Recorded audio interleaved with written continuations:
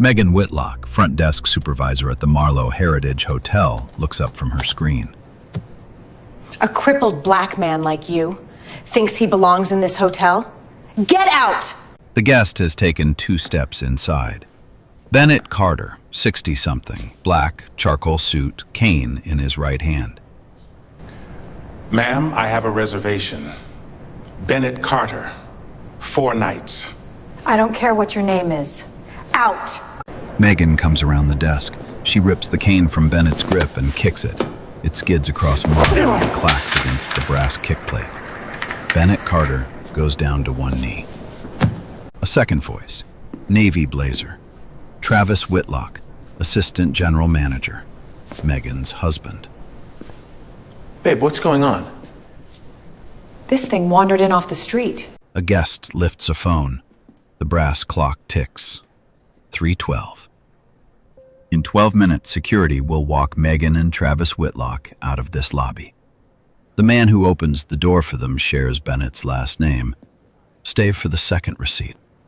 3 hours earlier, Bennett Carter is on Interstate 26, driving in from Columbia. The wipers move once every 4 seconds. Rain has been falling since Orangeburg. On the passenger seat is a folded charcoal suit, a small leather case for the cane, and a sealed white envelope with a name written on it in his own handwriting. The name on the envelope is Caleb. Bennett is 58, retired Army combat engineer, 22 years. The cane is from Anbar Province, 2006. The engraving near the grip reads B. Carter, ENGBN, Anbar, 06. He runs his thumb across that line about once a week. He has done so for 19 years. The suit is for his daughter Hannah's rehearsal dinner tomorrow night. Hannah Carter, 27, his daughter from his second marriage. The envelope is 3 months in the writing. He has not been able to finish the last paragraph. His phone rings on speaker. Daddy, are you driving? Hands at 10 and 2. Good, listen. He said yes. He said yes to what? Drinks, tonight, after you check in. He'll come to your hotel. Bennett does not answer for a moment. The wipers move once, twice. You told him which hotel? I told him yours. Daddy, he runs the place. Of course he knows. Hannah, he's been the GM at the Marlowe for 5 months. I thought you knew. He had not known. He had thought he was checking into a quiet downtown hotel for 4 nights, walking his daughter down the aisle on Saturday, and slipping the envelope into a coat pocket somewhere between the rehearsal and the toast. He had not thought he was checking into his own son's lobby. The son he has not spoken to, face to face, in 12 years. Caleb Carter is 34, black like his father, raised by his late mother in Boston after the divorce. He carries his father's last name because his mother kept it. He has been the general manager of the Marlowe Heritage Hotel since May. He has never put a family photograph in his office. He does not do town halls. He runs the property out of the back of the 3rd floor and lets the rest of the staff assume the previous general manager, a man named Richard Sterling, is on a long, undefined leave. Caleb has wanted it that way. Megan and Travis Whitlock have worked the front desk and the manager's office, respectively, for 3 years. They have never met Caleb. Most of the staff have not. There is no photograph anywhere on the property. There has not been one in 5 months. Bennett turns onto King Street at 2:58. The valet takes his keys. The bellman lifts his bag from the trunk. Bennett tips him an extra $5 because of the rain. The bellman thanks him by name from the luggage tag and walks ahead to hold the door. Bennett steps inside. The lobby smells of orange oil cleaner and old cedar. A brass clock above the front desk ticks. The marble is polished to a wet shine. A housekeeping cart rolls quietly down the corridor.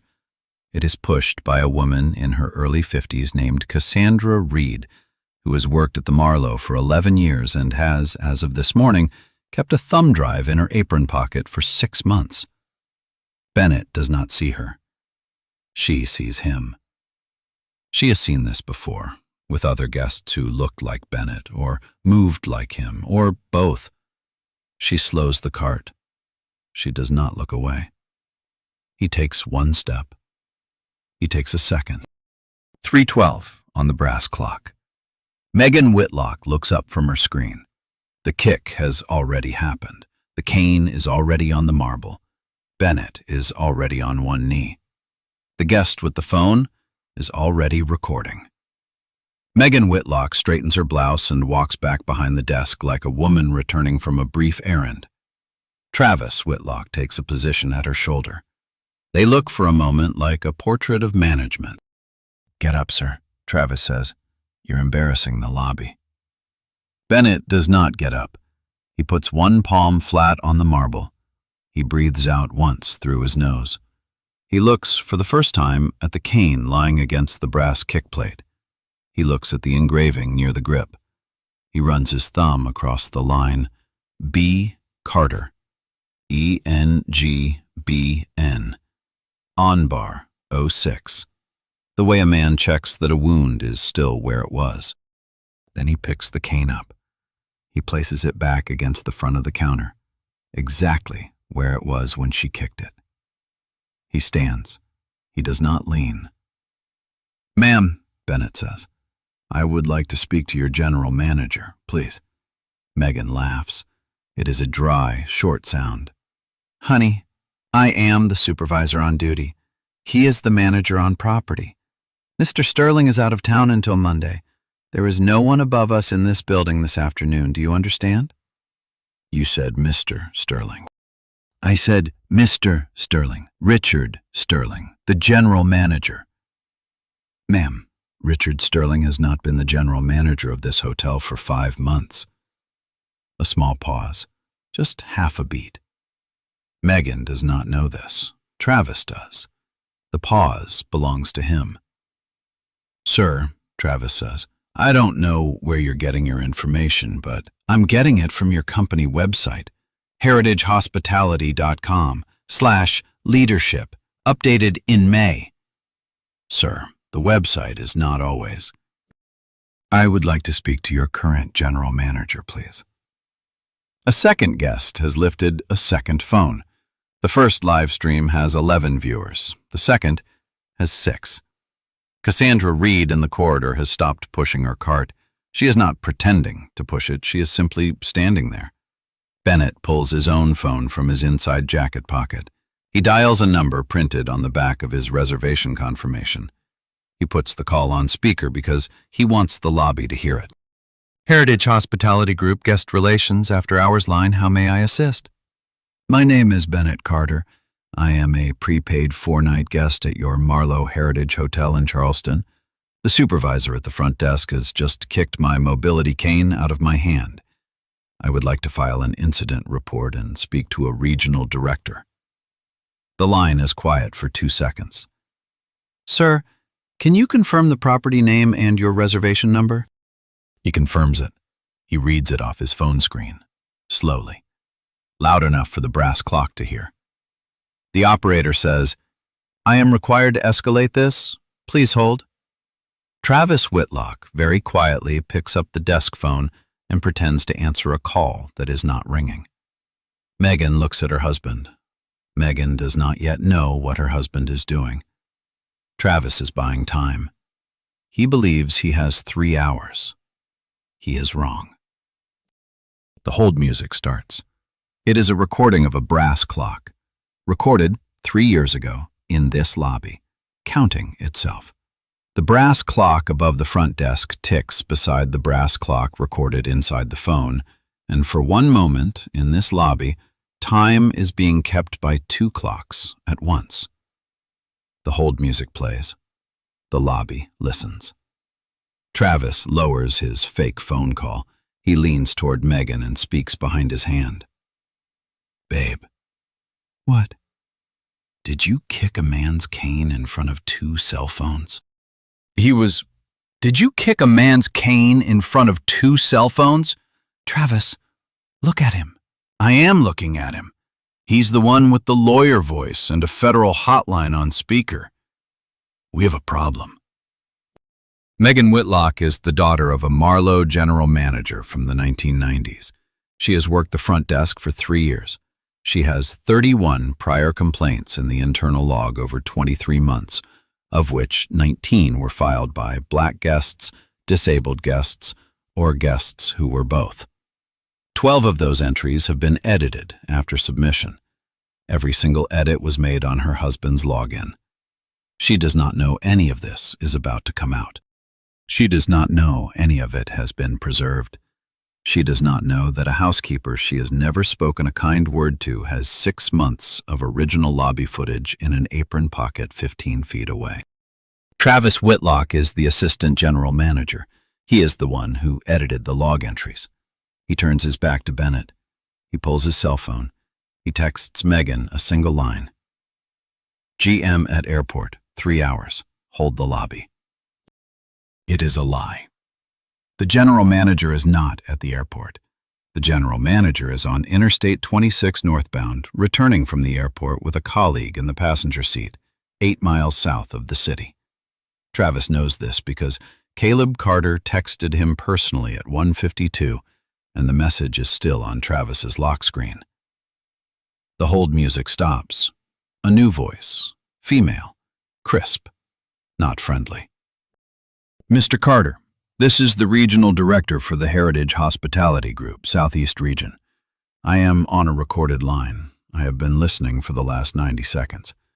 I would like the front desk supervisor and the assistant general manager to identify themselves on the record. Please. Megan looks at Travis. Travis looks at the floor.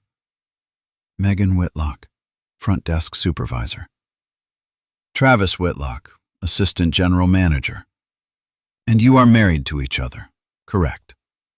A pause. Yes. Mr. Travis Whitlock, please put me on hold for 1 minute. I'm calling the general manager of your property. The line clicks to hold. Travis Whitlock's face does something it has not done in 3 years of work at the Marlowe. It pales. Megan sees it. Megan does not understand yet what she is seeing. Travis? Why is she calling Sterling? She's not calling Sterling. What? Sterling left in May, Megan. What? He left in May. There's a new GM. He started in May. I told you in May. You said it was an interim guy. He's not interim. He's permanent. He's been here 5 months. Why doesn't anyone know that? Because he doesn't put pictures up in his office. Because he doesn't do town halls. Because he runs the property out of the back and lets the rest of us think Sterling is on a long vacation. Because that is how he wanted it. Why? Travis does not answer. The hold music returns. The brass clock recorded in 2022 ticks beside the brass clock ticking now. Bennett Carter has not said a word for 90 seconds. He is standing very still, with the cane in his hand and the phone in his other hand, and he is looking at the front door of the lobby. He is listening for tires on the wet pavement. Outside, a black sedan turns off King Street into the valet lane. Cassandra Reed in the corridor lifts the rag from her cart and folds it once. She has been waiting 6 months for this minute. The hold music stops a second time. The regional director comes back on. She speaks slowly. She speaks loudly enough for the lobby to hear. Mr. Travis Whitlock, Mrs. Megan Whitlock.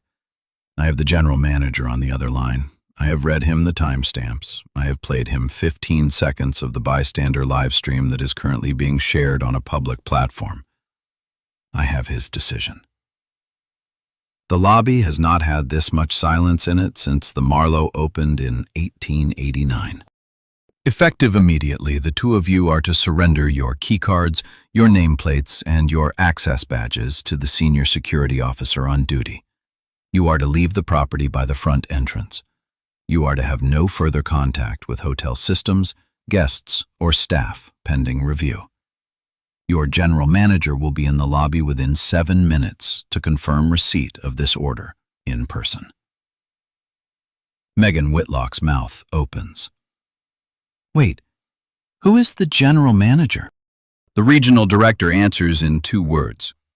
Mr. Carter. The lobby hears it. The brass clock hears it. Then Carter hears it. The only person in the room who looks neither surprised nor confused is the man on the marble with the cane in his hand. He lifts his eyes. Just an inch. Just enough. The black sedan in the valet lane has stopped. The driver's door is opening. Caleb Carter, 34, general manager of the Marlowe Heritage Hotel, walks through the front door of his own lobby at 3:21. He is wearing a dark suit. He is carrying nothing in his hands. He is alone. He does not look at Travis. He does not look at Megan. He does not look at the bellman who has straightened. He does not look at the two guests with phones who are now live streaming to a combined audience of 1,205 viewers. He looks at his father. He walks the length of the lobby in 9 steps. He stops 2 feet from Bennett Carter. He does not embrace him. He does not say his name. He looks at the cane in his father's hand. He looks at the place on the marble where the cane skidded to a stop 9 minutes earlier. Then Caleb Carter goes down to one knee. In the same spot his father knelt. He kneels there for 1 second, 2, 3. The cane is already back in Bennett's grip, so there is nothing for him to pick up. He simply kneels in the place his father knelt, in the lobby of his own hotel, in front of his own staff, and lets the marble register the weight of him. He stands. He turns to Travis Whitlock. He speaks at a normal volume. The lobby hears every word because the lobby has gone quiet enough to hear a brass clock count down a year. This is my father. Megan Whitlock makes a small sound. It is not a word.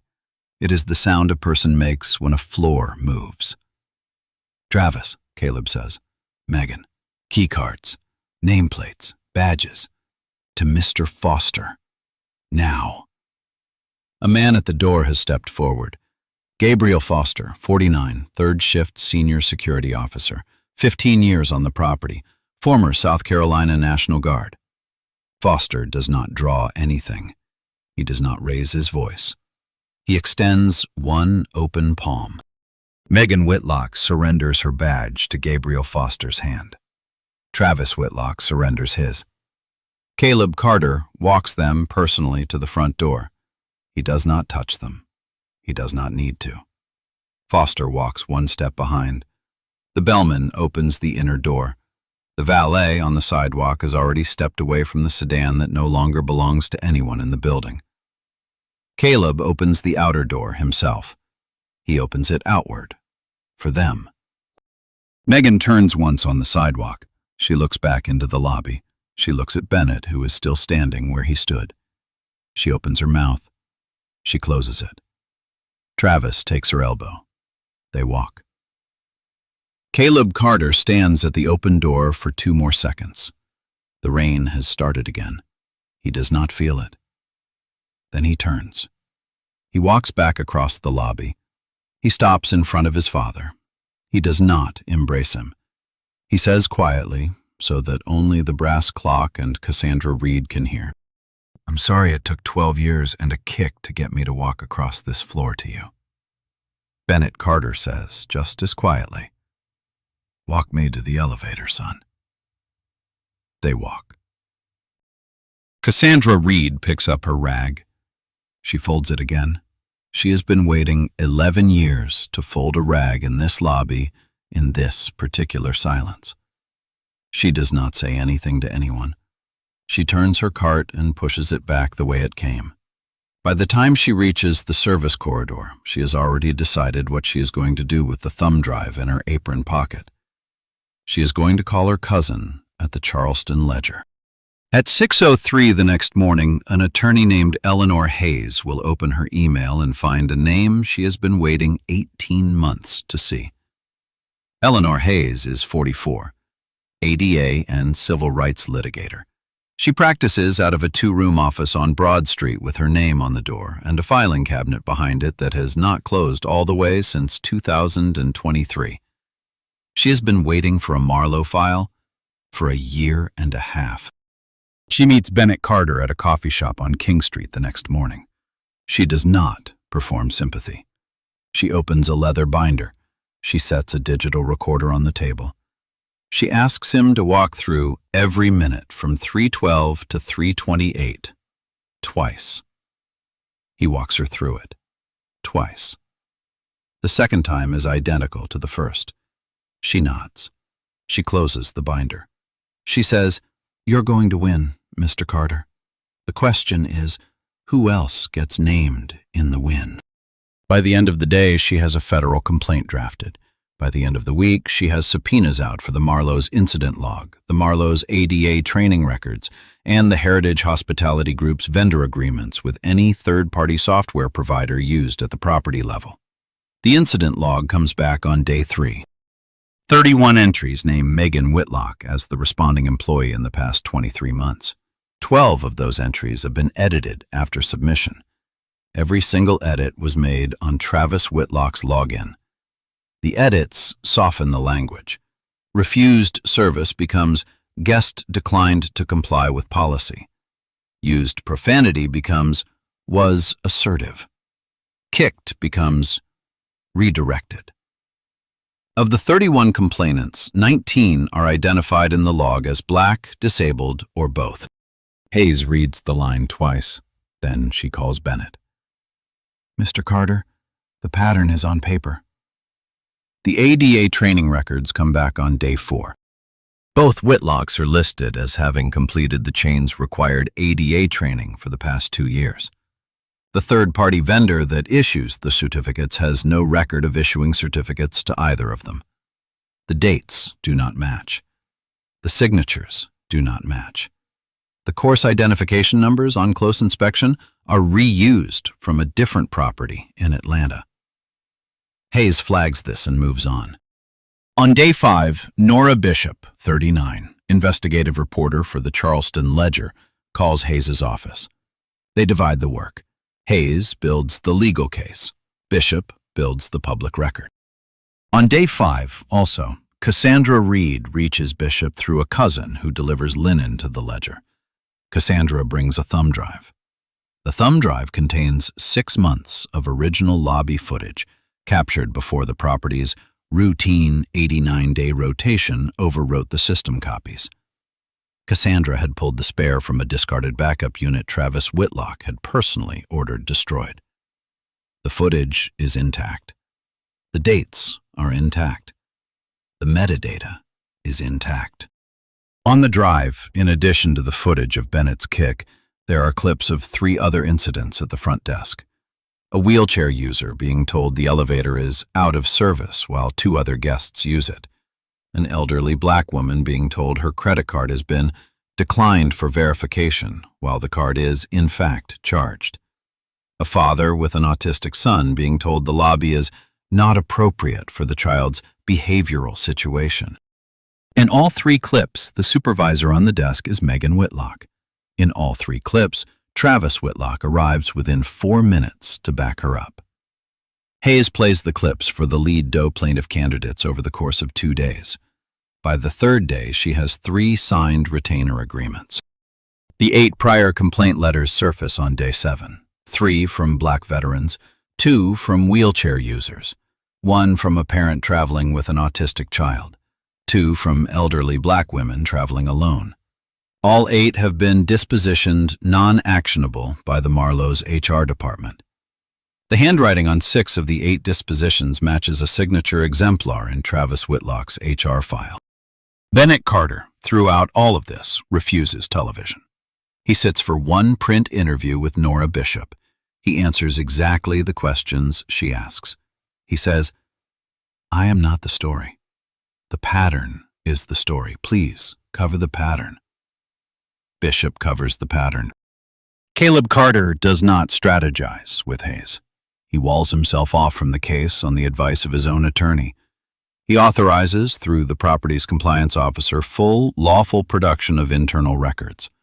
He tells Hayes, in a single email with no greeting and no closing, "Whatever you need that the law lets you have, you get. I will not be in the room. Hayes prints the email. She files it. She does not respond. A phrase begins to appear in the internal email she does receive. Low friction occupancy.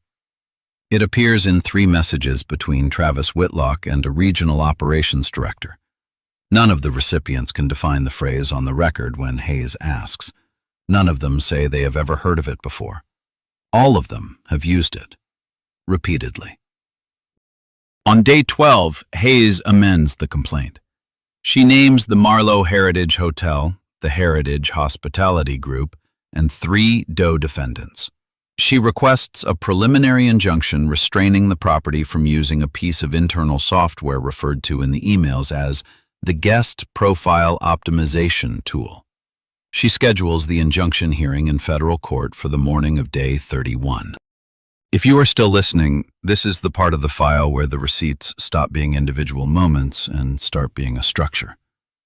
Stay through the next document. The next one is the one that puts a price on a kicked cane.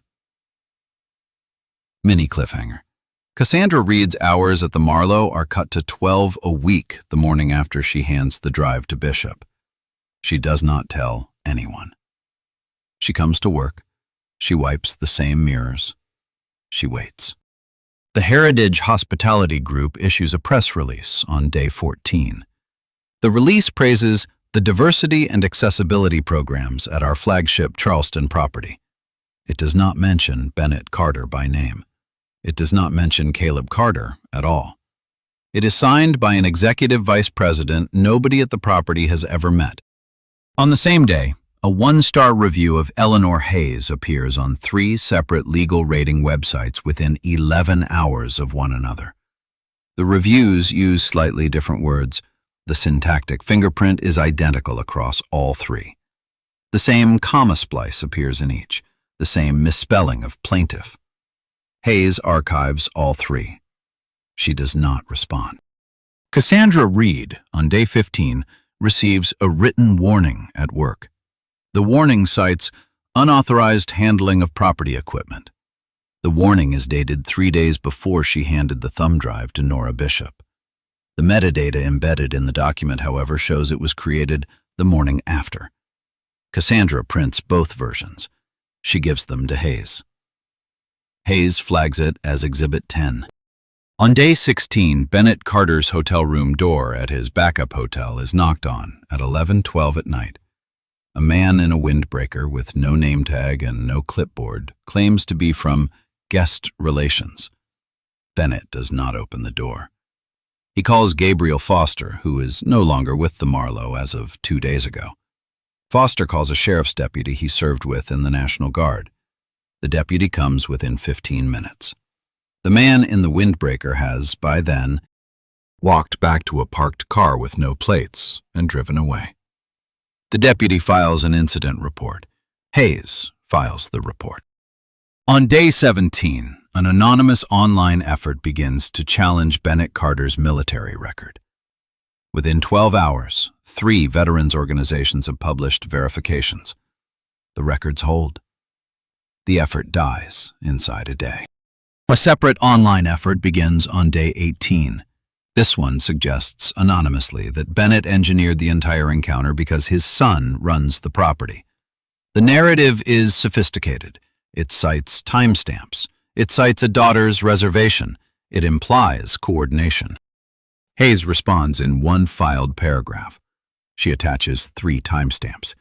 The first is Hannah Carter's August reservation, made when Caleb Carter was not yet the general manager of the Marlowe.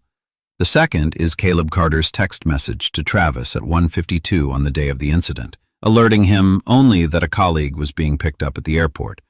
No mention of his father, no mention of Bennett, no mention of any guest. The third is the regional director's call to Caleb at 3:38, after the kick, alerting him to an incident at his own property. The sequence is documentary. The smear collapses by the end of the news cycle. Cassandra Reed is suspended pending review on day 19. She tells Bishop, "I have wiped enough fingerprints off enough mirrors in this building to know what a frame looks like."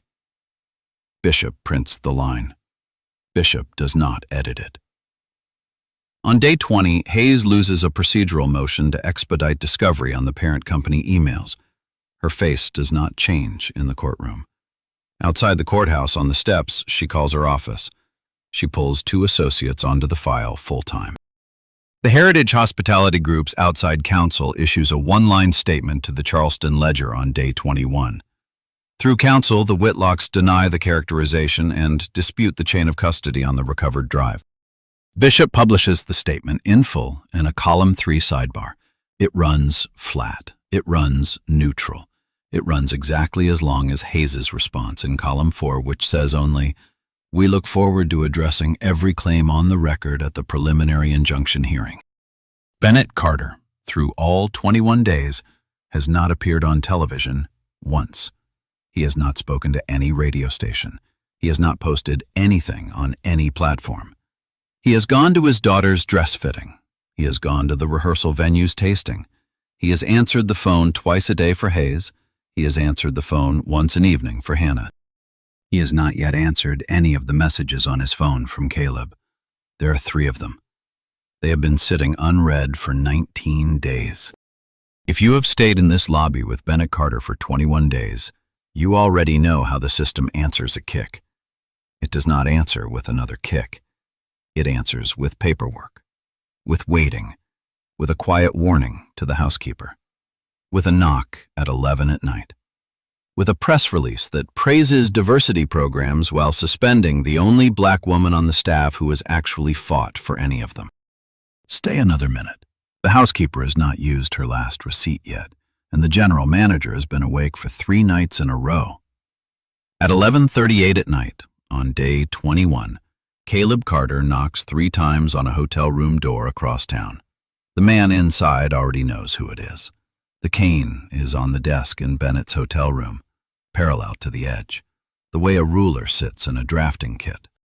Bennett is 58 years old, and he is sitting in a leased room across town from a hotel that bears his son's name on a leadership page he did not know existed until 3 weeks ago. He is not sleeping. He has not slept much in 21 days. His daughter's wedding is in 72 hours. He thinks, in a sentence the brass clock above his head will never hear, that the easiest thing he has ever done was carry a 60-pound pack across loose sand under fire. The hardest thing is sitting in a hotel room and refusing to disappear. His phone rings. Eleanor Hayes. "Mr. Carter, we lost the discovery motion on the parent company emails." "I heard." "It is a procedural setback. It is not a fatal one. It will cost us 3 weeks." "Understood."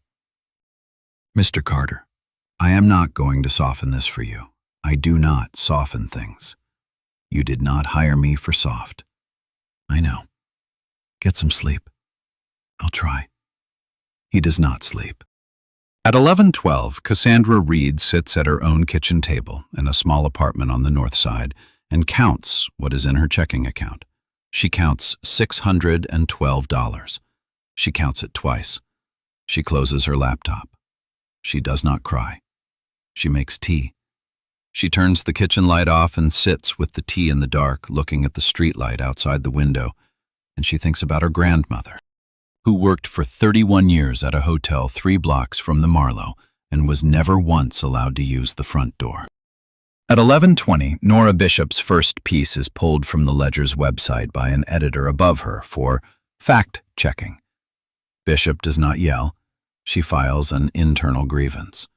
She opens a new document. She starts on part 2. At 11:38, 3 knocks land on Bennett Carter's hotel room door. He does not look through the peephole. He already knows. Caleb Carter is in the hallway. He is wearing the same dark suit he wore at 3:21 on day 1. He looks like a man who has been awake for 3 days. He has been. They do not embrace. They sit across the small round table by the window. Bennett's cane is between them, still parallel to the edge of the desk. The white envelope is on the desk too. It has been on the desk for 21 days. It has not been opened. For a full minute, neither of them speaks. Caleb breaks first. I should have called you, Dad. Not a Christmas card, not a birthday card. Called. 12 years of, I'll call tomorrow. Bennett does not answer right away. He pushes the white envelope across the small round table with one finger. The way a man slides a letter under a door he does not have the key to. Caleb does not open it. He places it beside the cane. He lines up the long edge of the envelope with the long edge of the cane. He says, "Tonight is not when I read this. Tonight I just sit here." They sit. The brass clock in this hotel room is not as old as the one in the Marlowe lobby, but it ticks at the same rate. The room has the same orange oil cleaner, the same wet smell of Charleston in October, the same silence. Bennett eventually says, "Hannah's voicemail. What about it?" She said, "Don't forget you said you'd see him tonight." I thought she meant a friend. She meant me. I know she meant you. I'm sorry, Dad. For what? For the floor? Bennett looks at the cane on the desk. He looks at his son. You picked it up, Caleb. You picked it up in the right spot. You picked it up with both hands. The floor is not your apology to make. Caleb does not answer right away.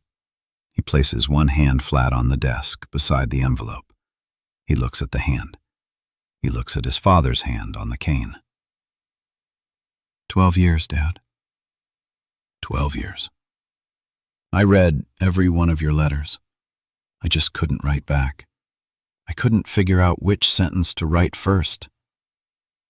I had the same problem with that envelope. 3 months on the last paragraph. What's in the last paragraph? Bennett does not answer. He places one hand on top of his son's hand on the desk. They sit like that for a while. The brass clock ticks. The streetlight outside the window flickers once. Somewhere down the corridor, a luggage wheel squeaks. Outside, at 6:03 the next morning, Eleanor Hayes' phone lights up with a text from a number she does not recognize.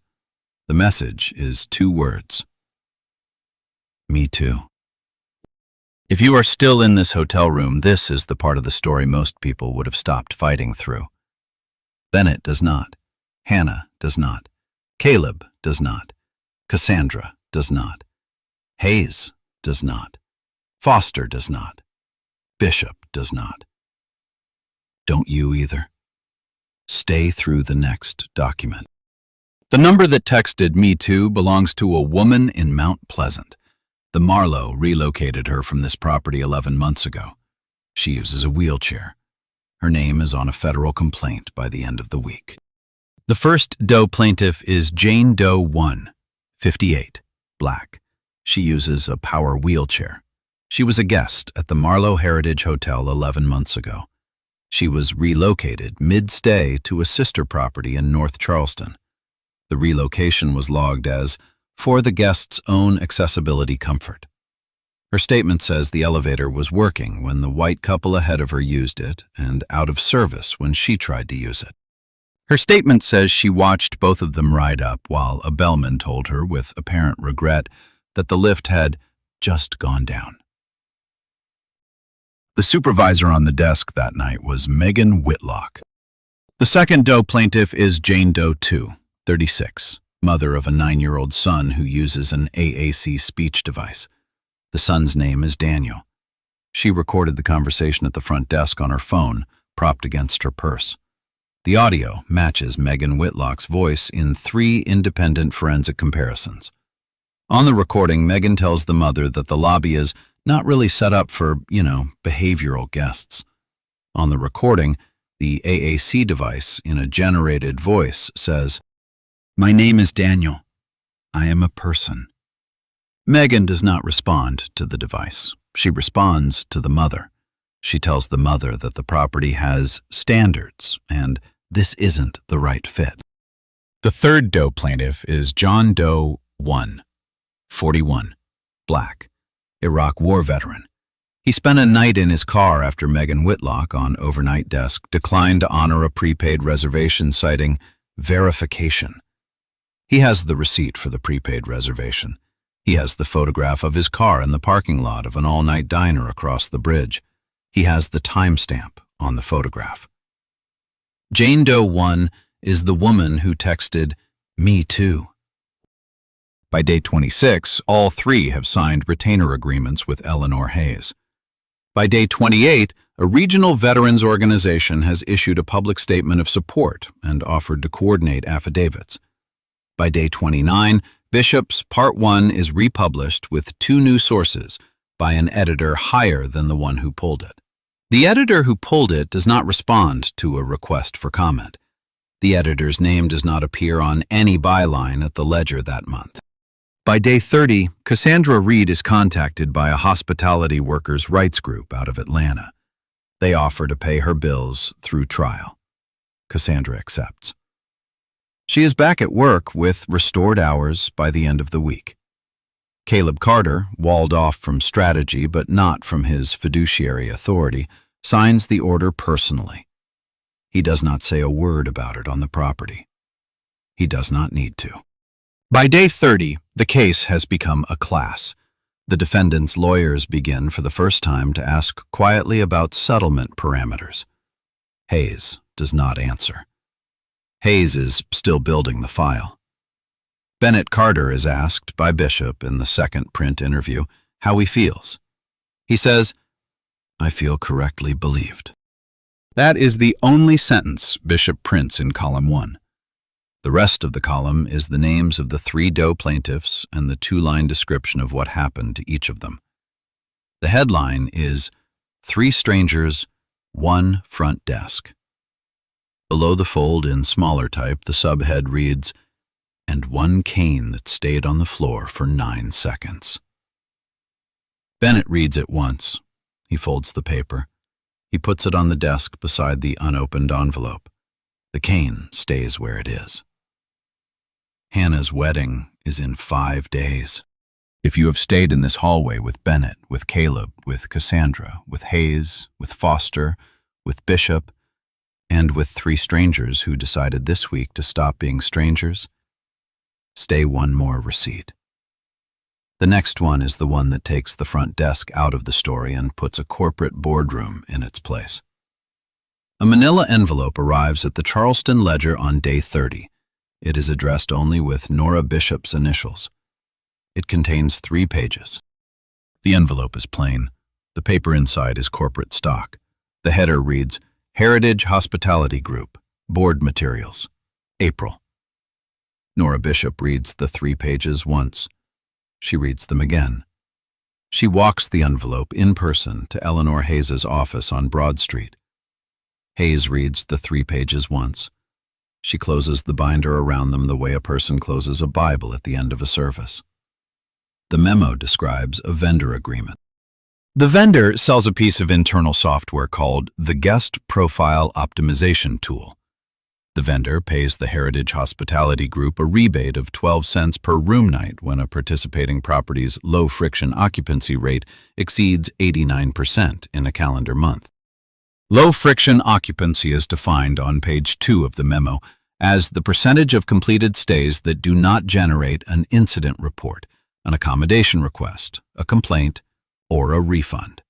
The definition does not exclude denied check-ins. The definition does not require the guest to have actually stayed at the property. A turnaway at the front desk counts the same in the math as a completed 4-night stay with no complaints. A footnote on page 2, unredacted by what appears to be a clerical error, names 3 flagship pilot sites for the vendor program. The first name on the list is the Marlowe Heritage Hotel. Page 3 is the part Hayes reads 3 times. Page 3 describes the tool's input parameters. The list includes guest profile attributes contributing to perceived complaint likelihood. The attributes are listed. They include declared mobility aids, recorded accessibility requests, prior complaint volume, and zip code of origin demographic indicators. Hayes reads the phrase zip code of origin demographic indicators twice. She picks up the phone. "Mr. Carter?" "Counselor." The system was not asleep at the wheel. The system had a wheel. The wheel paid 12 cents a turn. Then the wheel needs to come off. It will be off by Friday. She hangs up. She drafts an amended complaint within 72 hours. The Heritage Hospitality Group is added as a primary defendant.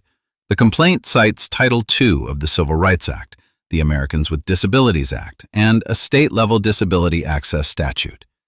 The complaint requests a preliminary injunction restraining the use of the guest profile optimization tool at every flagship property pending review.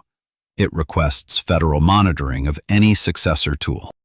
It requests sworn certification that no replacement vendor has been engaged. The receipt is in the file. The Whitlocks were not the disease. They were the symptom that corporate paid 12 cents a room night to keep alive. If a hotel can save 12 cents on a black guest with a cane by keeping that guest from completing a check-in, the math will eventually find a Megan Whitlock to do the saving. The math, in this case, found two and married them to each other. Bennett Carter, when he hears this, does not raise his voice. He does not curse. He says one sentence.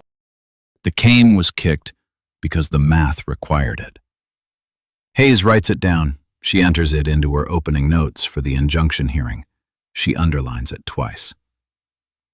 Friday morning, United States District Court, District of South Carolina, Charleston Division, Courtroom 3. The Honorable Patricia Holloway presiding. The cane is on the evidence table. Eleanor Hayes places it there herself. She does not ceremonialize. She lays it down the way a carpenter lays down a tool. She reads the engraving into the record. B. Carter. ENGBN. Anbar, 06. She enters the VA card as Exhibit 1. She enters the lobby footage, Angle A, as Exhibit 2. She does not narrate. She lets the 7 seconds of skid breathe in the courtroom. The brass clock on the courtroom wall is not the brass clock from the Marlowe lobby. The two clocks tick at the same rate. Nobody in the courtroom knows that but Bennett Carter, and he does not say it. Travis Whitlock is called to the stand on day 31. He is questioned by Hayes for 56 minutes. He attempts twice to attribute the order to remove Bennett Carter from the lobby to his wife. On the third attempt, Hayes plays a 15-second segment from the lobby's internal intercom recording. Travis's own voice is on the recording. The order is in his voice. The order is, get him to the airport property and make it his idea. The defense at that moment becomes two defenses, and they are no longer aligned. Megan Whitlock in the second row of the gallery makes the same small sound she made in the lobby on day 1. The sound a person makes when a floor moves. Megan Whitlock's deposition is read aloud by a court reporter. The phrase, low-friction occupancy, appears 9 times in the deposition. Megan cannot define the phrase on the record. She says 3 separate times, "I don't know what that means. They told me to keep my number up." She does not say who "they" is. The record does not require her to. The record simply lets the absence stand. A representative of the Heritage Hospitality Group is examined briefly. He delivers the statement his outside counsel wrote for him. The rebate program was lawful and was not communicated to property staff. Hayes does not argue.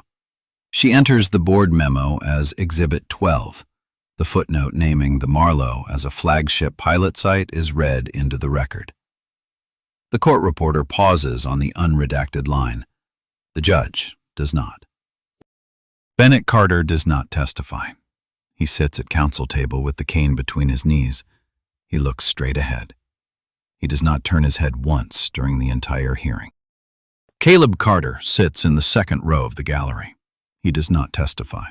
His own attorney, in a 1-page filing, has confirmed that the general manager of the Marlowe Heritage Hotel will not be called as a witness, will not strategize with plaintiff's counsel, and will not benefit financially from any settlement. When Hayes places the cane on the evidence table, Caleb closes his eyes for 1 full second. He does not open them until the engraving has been read aloud. Cassandra Reed is in the 3rd row. Gabriel Foster is in the 4th. Hannah Carter is in the 5th, in a quiet gray dress with 3 days left until her wedding. The Honorable Patricia Holloway, 61, 28 years on the federal bench, does not perform. She listens. She takes one set of notes. She asks one question of Hayes and one question of opposing counsel. Then she rules from the bench at 11:12 in the morning after 112 minutes of hearing. She grants the preliminary injunction in part. The guest profile optimization tool is suspended at every Heritage Hospitality Group flagship property pending full review. Megan Whitlock and Travis Whitlock are barred from any guest-facing role at any Heritage Hospitality Group property in any state, in writing, in perpetuity. The Marlowe Heritage Hotel is ordered to produce a full ADA training audit within 60 days, conducted by an independent third-party auditor selected by the court. The class certification motion is set for a hearing in 8 weeks. The gavel comes down. Bennett Carter does not stand. He puts one hand on the cane and one hand flat on the table. He breathes out, once, through his nose, the way he did on the marble at 3:21 on day 1. The exhale is the same exhale. The room is different. Caleb Carter, in the 2nd row, opens his eyes. After the courtroom empties, Caleb walks to the front of the gallery. He files a 1-page resignation as general manager of the Marlowe Heritage Hotel with his own corporate office, citing irreconcilable conflict between his fiduciary duty to the company and his understanding of what dignity requires. He has by then already accepted a position with a hospitality workers' rights organization out of Atlanta, the same organization that paid Cassandra Reed's bills, the same organization that hired Gabriel Foster 2 weeks ago. The brass clock in the courtroom ticks. Outside, on the sidewalk in front of the federal courthouse, Bennett Carter waits for the rain to stop. It does not. He puts the cane down anyway. He walks to the car with his son. Nora Bishop's phone buzzes with a tip from the Heritage Hospitality Group employee at a property in another state. The tip names a vendor. The vendor is not the guest profile optimization vendor. It is a different one. Cassandra Reed is reinstated with full back pay on day 33. She is transferred, at her request, to a property where she does not have to wipe anyone's fingerprints off any mirror. She works there now. She still keeps a thumb drive in her apron pocket. She says, when asked, that she does not expect to need it again. She also says that she did not expect to need it the first time. Gabriel Foster's new title is Field Operations Director, Hospitality Workers' Rights Project. He keeps the same badge number he read into the regional director's recorded line on day 1. He says it reminds him which lobby he stopped pretending in. Eleanor Hayes is asked by Nora Bishop in a follow-up interview what changed. She answers in one sentence. A receipt is not a feeling. It is the law learning your name. The settlement framework is announced on day 58. The dollar figure is sealed. The structural reforms are not. The reforms are 11 pages long. The first page names the Marlowe Heritage Hotel as the trigger property. The second page names the guest profile optimization vendor and bans the use of any perceived complaint likelihood parameter at any Heritage Hospitality Group property, in writing, in perpetuity, subject to federal monitoring. The third page mandates third-party ADA training audits for every flagship property every 6 months for the next 5 years. The 11th page is a single signature line. It is signed. Bishop's Part 3 runs on the same day. It names the next 3 properties under the same vendor program. The next 3 hearings are already on Eleanor Hayes' docket. She has cleared her calendar through the end of the year. On day 58, in the late afternoon, Bennett Carter walks his daughter Hannah down the aisle of a small ceremony at a venue 11 blocks from the Marlowe. The cane is in his right hand. He has polished it. The engraving catches the light once when he turns. Hannah does not cry. She smiles. She squeezes her father's arm at the second pew. Caleb Carter is in the front row, on the bride's side. For the first time in 12 years, he and his father are in the same row. He is wearing the same dark suit he wore at 3:21 on day 1, and at 11:38 on day 21, and at council table on day 31. The suit has been to a tailor. It fits him better now. The white envelope, finally, is open. Caleb reads it on the small balcony of the venue, between the ceremony and the reception. The script does not recite what is in it. The script is voice only, and the letter is between a father and a son. Caleb reads it once. He folds it. He slides it into the breast pocket of his suit, heart side. He keeps it there for the rest of the night. Hannah dances with her father once. The song is short. Bennett does not lean on the cane during the dance. The cane is on a chair at the head table. Hannah leads. Bennett follows. He has, in fact, been following her lead since she was 4 years old. When the brass clock above the venue's reception desk ticks past 9, Hayes leaves early. She has a motion to file in the morning at a different courthouse, in a different city, for a different family that has not yet heard her name. She picks up her coat. She does not say goodbye.